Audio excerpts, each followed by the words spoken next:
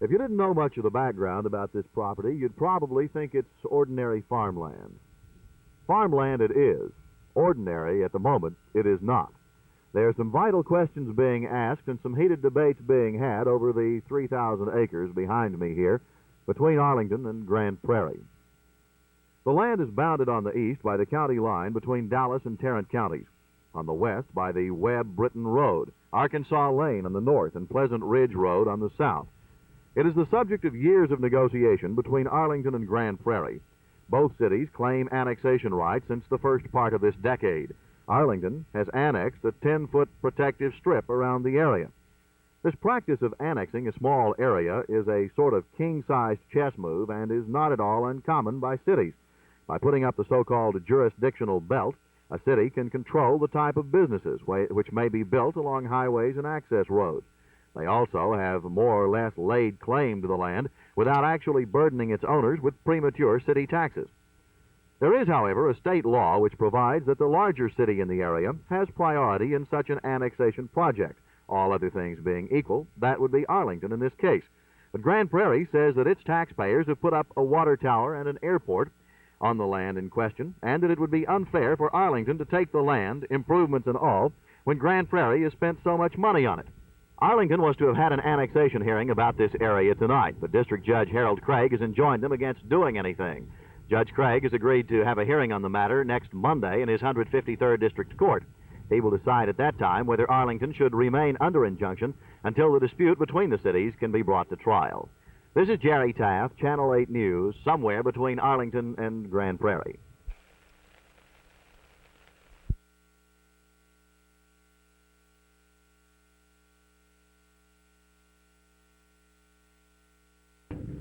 This is Houston's new intercontinental airport.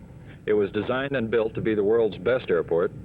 Many people in Houston, many officials in Houston think it is the world's best airport, and in fact it may become the world's best airport when and if it's ever finished. The Intercontinental Airport, north of town, has been plagued with troubles from the start, 9 years ago. It has many revolutionary factors, so many in fact, that the whole thing has become known as the Houston concept. The fact that the world's best airport is now 2 years behind schedule, and in fact still is not in operating condition, doesn't bother its proponents.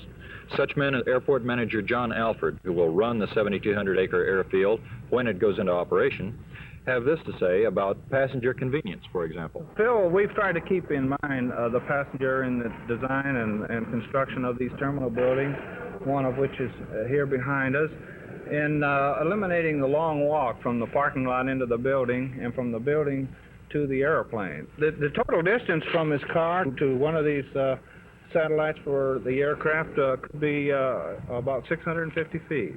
Former Army Corps of Engineers Colonel Harry Fisher oversees construction at the airport for the Houston Department of Public Works.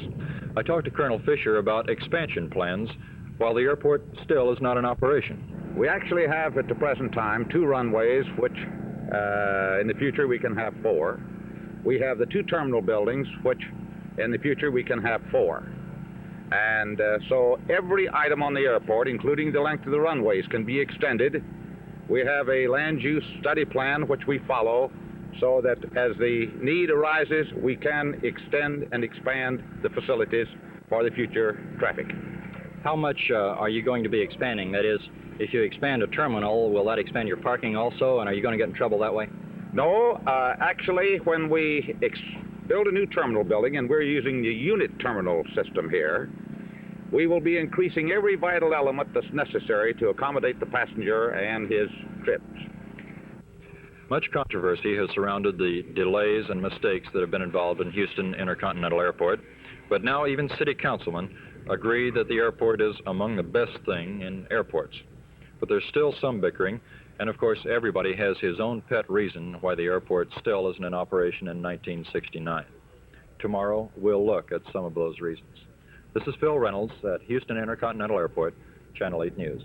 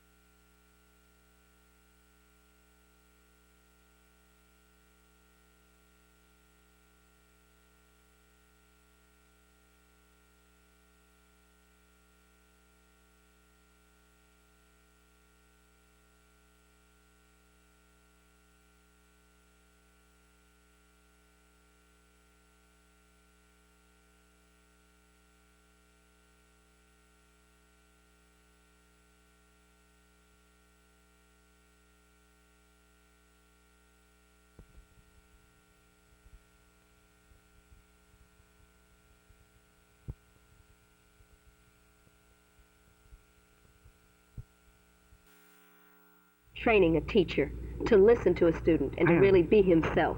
I have laboratories, that is, special workshops that are designed to help teachers learn how to listen to kids.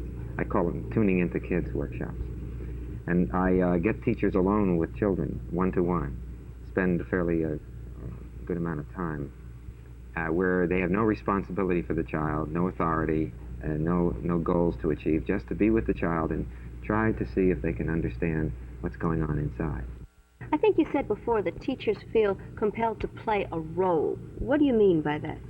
Well, they have an image of what a teacher should be, and so they step into that role and act it out. They've been taught what that image is through all the years that they went to school, and they just step into the teacher role. They get up on a stage, in a sense, and do the teacher thing. And they're not being human beings then, really. They're not being themselves. They're being something else. And the children don't trust that role. Children trust human beings that they recognize as real human beings. So the children start playing a role to sort of as a counteraction to the teacher role. And as a result, they're not being honest with each other. And communication is at a low level. And so the teacher can't use all the resources he's got, and the children can't use their resources. They're kind of playing a game. And this, I think, reduces the effectiveness of education.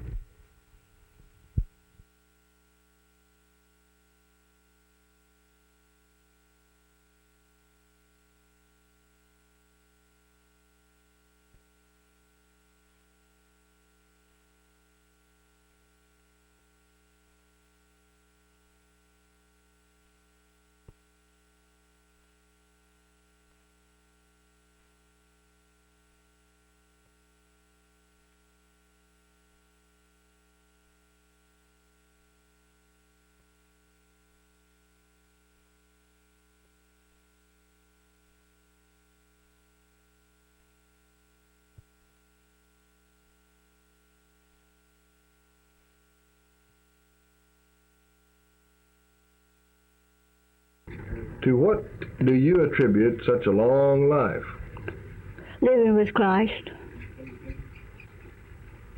That is the secret. That's the secret. What do you remember the most in the 102 years of history that you've watched? Oh, son, I can't remember. There's too much. Too many. Too many things. Oh, too many things passed.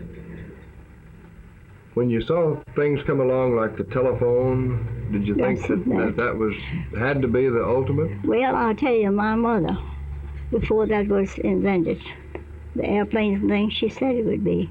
Oh, really? She said she didn't know what it would be, but it would be something in the air or some way, shape, or form.